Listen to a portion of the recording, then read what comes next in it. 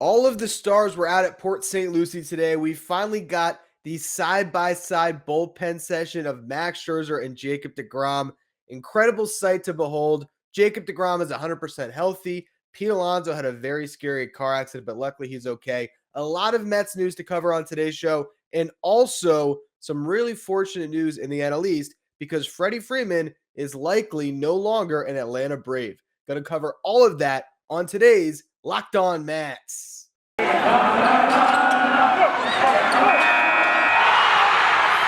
are Locked On Mets, your daily New York Mets podcast. Part of the Locked On Podcast Network, your team every day.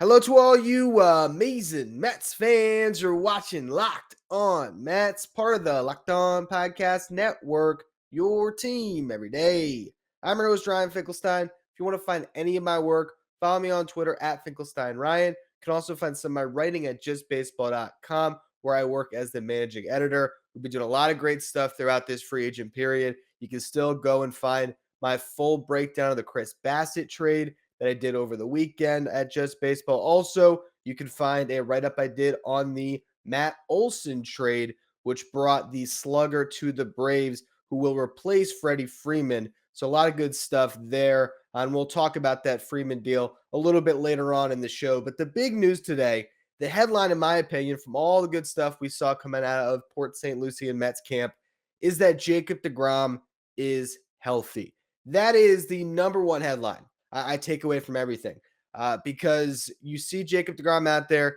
you see him throwing that bullpen next to Max Scherzer, and it's impossible not to get supremely excited for this season. Really, just the entire buzz that I got this morning. I wake up, I'm going through Twitter, as you know, any sports crazed person will do in their morning, and I'm just looking to see if there's new deals and see what's happening around the league, and I just keep getting inundated with new videos and pictures at Mets camp. You know, Dominic Smith smiling and hugging Brandon Nimmo, Francisco Lindor showing off some new cleats, you know, Robinson Cano arriving at the facility. All these different videos are coming together. Chris Bassett wearing Mets gear, talking about how it's a once-in-a-lifetime opportunity to be part of this team.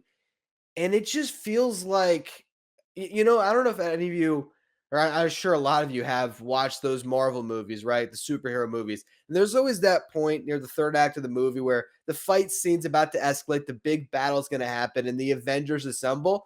That's what I felt like watching those videos at Mets camp. There's just so many stars all over the place. You know, I look at a video of Jeff McNeil and Robinson Cano fielding grounders, and I think, you know, there's Mets fans that really don't want either of these guys on the team. And I think back to just a couple of years ago when it was Asdrubal Cabrera and Jose Reyes up the middle, both of them past their prime.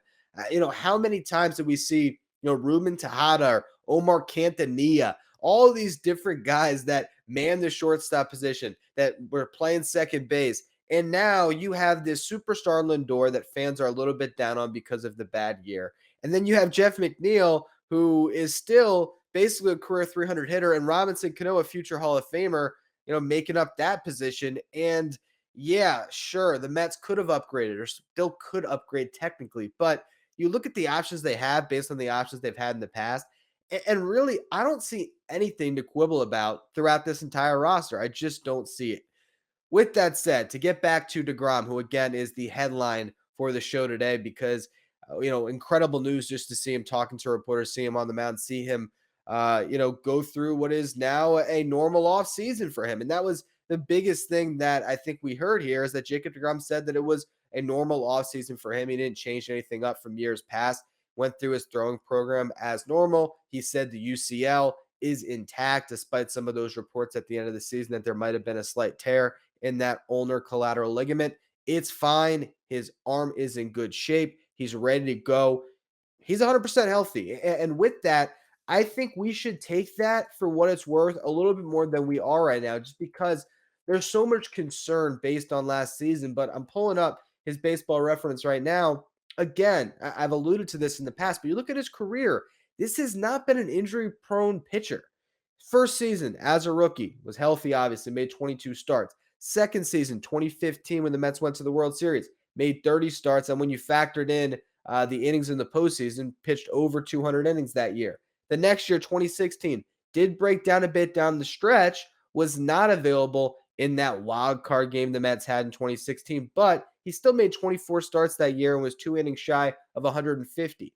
Then in 2017, makes 31 starts, 3.53 ERA. Then 2018, his first Cy Young season, 1.70 ERA, 32 starts, 217 innings pitched. It was 3 years in a row when he won his second Cy Young. He got the back-to-back Cy Young shirt on today. When he won that Cy Young, that marked 3 seasons in a row of 200-plus innings. Then he made 12 starts in a 60-game season in 2020. Last year, obviously, the most injuries he's ever suffered throughout a season. He was available throughout most of the first half and was not available at all in the second half. Obviously, that's going to cause some concern. I get that. But seeing him healthy at camp, I feel like you have to go into the season and try to put the injuries in the rearview mirror and not think about it too much, and instead dream about the possibilities of another Cy Young season for Jacob deGrom here, where he can lead this team to a lot of victories, and it's going to be a team that's going to be in the hunt. And I think that's the most exciting part, to see deGrom part of that is really special. And that leads to the other big deGrom news that came out of the press conference today, which is that he will opt out of his contract following this season. Now, there is still a chance that that could change if he was not healthy this year. Maybe he would decide to opt in, but how that contract works out, he has an option for next year. He can opt out of a player option that's $30.5 million. If he opts in, the Mets would then get a team option for the following season for 2024 for $32.5 million. So that is why he's likely to opt out, because he would be able to hit free agency and cash in. He just saw Max Scherzer get $130 million over 3 years. It's an average annual value of $43.3 million. So deGrom wants to get paid. He deserves to get paid. And if you go back to a podcast I did after last season on October 6th, which was titled "The Time Is Now to Sign Jacob deGrom to a Contract Extension," I actually also wrote an article about that for Just Baseball, if I'm not mistaken. But in that article and in that podcast, I discussed why this was the time to extend deGrom. And maybe I was thinking about the Mets of the past, because the reality of this situation is now with Steve Cohen. He said, let's play this out. That's what Cohen said. deGrom said, we're going to play it out. I'm going to opt out. And then these sides are going to work together and find a new contract for deGrom to keep him with the Mets, because Jacob deGrom said, I plan on having constant communication with the team after the season, and I would still love to spend my entire career with one franchise, with the New York Mets. So I am no longer concerned about this the same way I might have been when I recorded that podcast, because now that you just really start to understand what the Steve Cohen era means, it means you don't have to give up, or you don't have to lose star players that are so important to the franchise. You can keep a Jacob deGrom around. And if you want to know an early idea of what a contract would look like, in that article I wrote about deGrom's contract extension, I said, between $35 and $40 million a year. And over 5 years, you're looking at $175 to $200 million. Now I think $200 million is likely the starting point. I think a 5-year, $200 million deal is actually realistic for both sides. $40 million a year over 5 years. He gets 2 more years than Scherzer got, a little bit less on the average annual value, but I could see that being the contract that is ultimately agreed upon. But I do imagine that will happen at the end of this season. Once he opts out, I think it'll be a very short period, and we will find out about a new Jacob deGrom contract extension. My last thing on deGrom before I switch gears and talk about a really scary situation with Pete Alonso is I was watching him in this press conference today, and being able to see the optimism around the team, and to hear him talk about it a little bit. And it's just great to me that deGrom gets to enjoy this, because there was a point in his career at the Mets where he was just this good soldier, accepting that extension to get paid, but not getting paid what he was really worth. And he was part of these teams that constantly, failed to meet expectations. And hopefully there is an end to that now with this 2022 club. But I just see deGrom now, and I think he's going to have a chance maybe over the next 5 years to do a lot of winning with this Mets team. And it almost makes me feel bad for like a David Wright that he never got to enjoy playing for the Mets and playing for an owner like Steve Cohen, where there is just endless possibilities. But it's great to see one of your franchise's icons, a guy that's already on a Mount Rushmore for Mets pitchers, to be able to now in this latter stage of his career, that the latter half of his prime, be able to really content. And that's something that this Mets team is certainly prepared to do this season. But in a minute here, I want to talk about a really scary story that came out of camp. Pete Alonso got into a car accident on his way to spring training. Some of the videos of his car is just crazy to see. It's really surreal, but luckily he came out okay. Pete Alonso is healthy and ready to get back to work. Just really fortunate, but I will discuss that a little bit more in just a minute. First, though, it is that time of year where the college basketball tournament is finally upon us. And from all the latest odds, contests, and player props, betonline.net is your number one source for all of your sports betting needs and info. BetOnline remains the best spot for all of your sports scores, podcasts, and news this season. And it's not just basketball. BetOnline is your continued source for all of your sports wagering information needs, including live betting and your favorite Vegas casino games. So head to the website today or use your mobile device to learn more about the trends in the action. BetOnline, where the game starts. All right, so now to take you through some of the other big news that came out of Mets camp today. The one that stole most of the headlines was Pete Alonso getting into a car accident. Apparently, he was on his way to spring training, really scared that his wife was behind him in her car, so she had to see her husband get T-boned in an intersection where someone ran a red light. His car flipped over 3 times, and Pete luckily came out just a scratch on his arm, which is just crazy when you see the damage his car took. Pete Alonso deserves every penny that he could potentially get in a sponsorship deal with Ford, because no one can endorse their trucks like Pete Alonso can after that accident. Because thankfully that souped up truck he had was able to protect Pete and the airbags and everything else, and he had to kick out the windshield to get out of that car he was trapped in. But again, he's in camp, he's walking around, he's playing.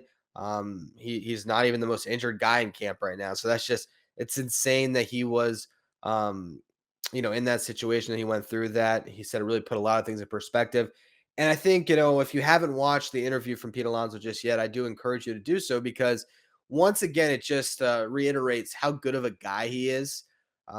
Just the way he spoke about how life is fragile, and things are fleeting, and the way he really um, put that into perspective for all of us.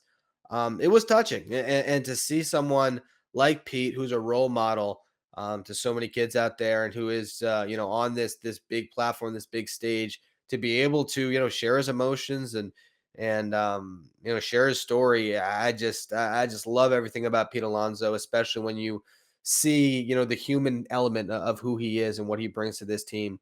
Um, I do think that in a lot of ways, Pete Alonso can be kind of the heart of this team. And again, just thankful that he is okay, and it's not going to impact his season whatsoever. And more importantly, that everyone came out of that okay, and no one was seriously injured. So scary, scary story. And to move on to some other news, there was 2 players that addressed the team today. One was Pete, as Buck Showalter said, he kind of shared his story, and really was a touching moment for the team to hear Pete talk about the accident. And the other person, on a much different note, was Robinson Cano, who had to address the team as he has now returned from his second steroid suspension. And according to Buck Showalter, that went over really well. And Buck was once again really glowing in talking about Cano and the role that he's going to play on this team. And look, again, I've talked about it in past episodes. This is still a guy that has hit every single time he stepped on a baseball field, even in 2019 when he had all of his struggles, when he had the hand injuries, when he had all the leg injuries, and he fought through that season. He wasn't great, but again, he was still a productive hitter. He was still getting those doubles. And you look at this Mets team right now, and you look at some of their options to be the DH this season, and I still think that Cano is the front runner to at least break camp in that role. I love Mark Vientos as a prospect. You've heard me in recent weeks and months really campaign for him to get that look, to be able to be the team's DH, because I think he has the highest upside for sure. But on the other end of the spectrum there, I think Cano probably has the highest floor. I think JD Davis is probably another option that has a pretty high floor as a DH. I just don't know if he's still going to be on the Mets come opening day. Dominic Smith is another one. We're not sure if he will be a Met in the coming days or weeks. Is he going to get traded? And if not, he's going to factor into the mix as well. But even at Cano's age, I think that I have more faith that he's going to have a quality offensive season this year than Dominic Smith. So I look at Robinson Cano. He's going to have a pretty big role in this Mets team. We'll see what he looks like in these limited spring training games that we have, but I would not be surprised at all if he is the opening day DH for the New York Mets. A couple of injury notes. Taijuan Walker apparently had knee surgery in mid-January.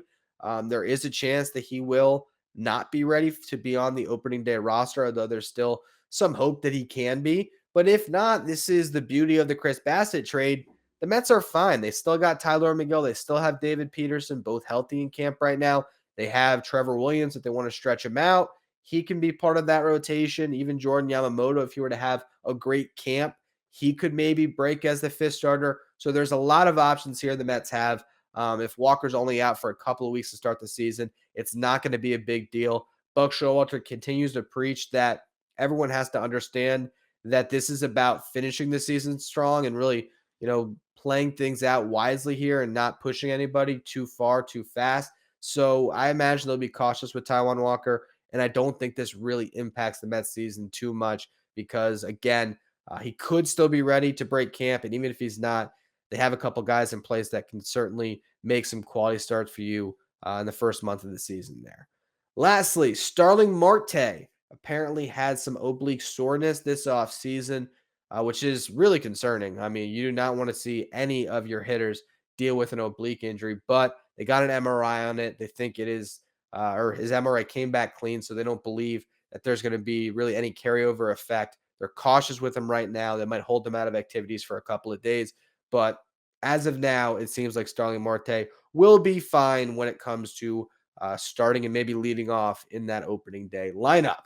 Now, outside of Mets news, biggest story of the day has to be the fact that the Atlanta Braves made a blockbuster trade to acquire a really good player, Matt Olson.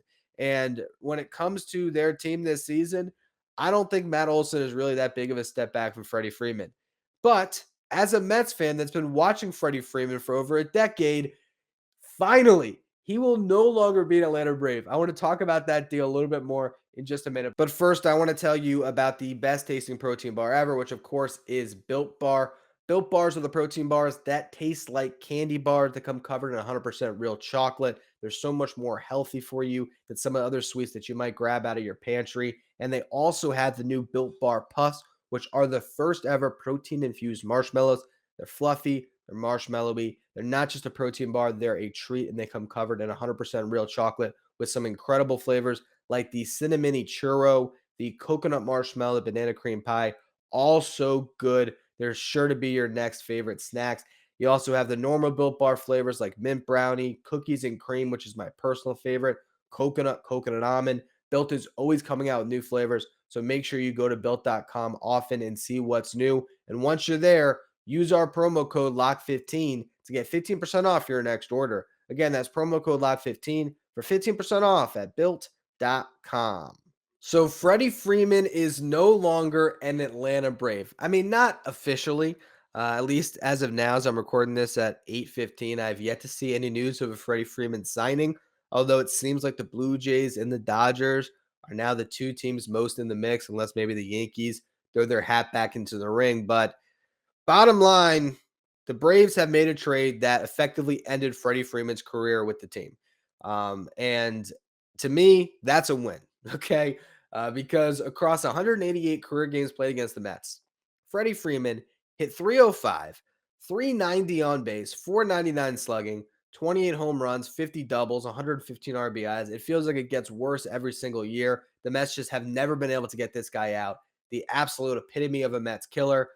Get him out of here. That's all I care about. Now, with that said, if we're really talking about the Braves this season, they didn't really take a step back at all. They might have even upgraded slightly just based on the seasons these two guys just had. I know it's crazy to say that, But Matt Olson this year hit 271, 371 on base, 540 slugging, 39 home runs, 111 RBIs, and he had a 146 WRC plus. Again, that is weighted runs created plus, measuring hitters based on a league average of 100. So he was 46% better than your league average hitter. This is a player that really burst onto the scene in 2017, where he hit 24 home runs in just 59 games played as a rookie, and that's playing in the Coliseum also. Take that in mind as well. His WRC plus that year was 164, finished fourth in Rookie of the Year voting. He has 142 home runs since 2017, the most of any first baseman in baseball.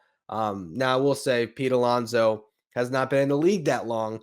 Pete still a better home run hitter than Olson, but I mean, Olson is right up there as well. I mean, really, you're splitting hairs, honestly, for trying to compare the two, because Pete has the most home runs for a first baseman since 2019. Actually, I think he had the most home runs in all of baseball since 2019.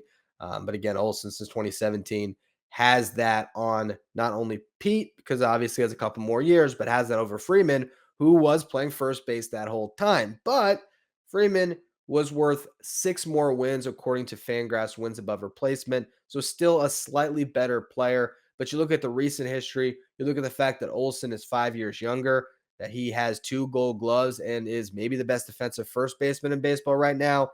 And yeah, the Braves don't really take any step back here. It's basically a lateral move. The one thing I will say, though, is that they could have had Freeman just by signing him. And instead, they gave up 4 significant prospects in this deal. So that is something that you can view as a win for the Mets, because now Christian Pache no longer a Brave. He is the headliner of this deal, the Braves' top prospect. A guy, though, that, when you look at what he brings to the table, he's a flawed prospect because he has not shown the ability to hit, hasn't got a ton of MLB action, only 72 plate appearances, but he's hit 119 with a 157 on base percentage and a 219 slugging percentage across those at bats. Just looks lost offensively at the MLB level. Didn't even have a great season in AAA either. Where he brings his value is that he can be a gold glove center fielder, which is going to be great for Oakland. I mean, there's a lot of room to cover out there. I'm sure he's going to really be given that free reign to play every day and try to take his warts at the big league level and learn how to hit. And if he can even be just a league average hitter, he's going to be an above average starter because of that glove. So that's a big piece that is no longer part of the Braves. Also, you have Shea, and I had the phonetics written somewhere and I lost them. Okay, I got it. Off the top of my head, I'm 90% sure of pronunciation. Shea Langoliers, kind of like chandeliers. Shea Langoliers. This is a catching prospect that some had as the number 2 prospect in the Braves organization. A guy with a big home run profile, 22 home runs last year, a 499 slugging percentage, and that was all in Double-A. Ended up in Triple-A at the end of the season. So he is a catcher that now is no longer in the Braves' future plans. Another good thing for the Mets. And also there was a pair of pitching prospects in this deal. Ryan Cusick was the first round pick for the Braves last year, so they're giving up on him very soon. Again, these are a lot of significant prospects. And also you have Joey Estes, who was a 16th round pick in 2019 out of high school, but had a really good season last year in low a 2.91 ERA across 20 starts. So that is the silver lining, is that the Braves were cheap here, didn't reunite with Freddie because they didn't want to pay him whatever he's asking for, and instead give up a big prospect package to acquire Olson. The downside is that Olson is just as good as Freeman, and the Braves have still a great chance to defend their title this year as World Series champions. They're clearly the team that the Mets have to really go up against in the East this year. So this isn't maybe the best possible outcome, because that might have been if Freeman had signed with like the Blue Jays and gotten out of the National League altogether, and the Braves had not traded for Olson, instead signed like an Anthony Rizzo to replace a Freddie Freeman. That would have been a scenario where the Braves would have taken a little bit of a step back. They don't here, but you kind of have to rejoice that Freeman's not a Brave if you're a Mets fan, even with Olson being a very talented replacement. Regardless, though, that'll be all for today's edition of Locked On Mets. As always, thank you for listening. Make sure you follow, rate, and review wherever you get your podcast. Make sure you follow me on Twitter at Finkelstein Ryan. Follow the show at Locked On Mets. Thank you for making Locked On Mets your first listen every day. Now, for your second listen, check out Locked On MLB, hosted by Paul Francis Sullivan. Locked On MLB is where you want to go to learn about everything going on in the league right now. You can follow Locked On MLB wherever you get podcasts.